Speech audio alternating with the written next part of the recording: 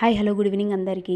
పిల్లలకి టేబుల్స్ నేర్పించేటప్పుడు మనం ఒక చిన్న తప్పు చేస్తున్నాం. మనం పిల్లలకి ఎప్పుడు నేర్పించినా పిల్లలకి ఎట్లా నేర్పిస్తున్నామంటే 2 1 జా 2 2 2 జా 4 అని లైన్గా నేర్పిస్తూ ఉన్నాం. పిల్లలకి లైన్గా నేర్చుకుంటున్నారు.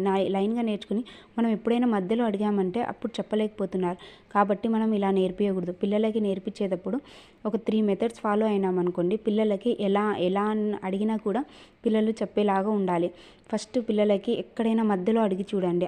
మధ్యలో అడిగినా కూడా వాళ్ళు కరెక్ట్గా లైన్గా ఎంచుకోకుండా డైరెక్ట్గా ఆన్సర్ చెప్పేలాగా నేర్పియాలి. అంటే మనం 3 ఏజ్ అడిగామనుకోండి, 3 ఏజ్ 24 అని చెప్పేలాగా ఉండాలి. నెక్స్ట్ ఇంకొకటి ఏంటిదంటే, ఇంకొక మెథడ్ ఏంటంటే, ఫస్ట్ 5 ఇవ్వాలి, ఆన్సర్ 40 ఇవ్వాలి.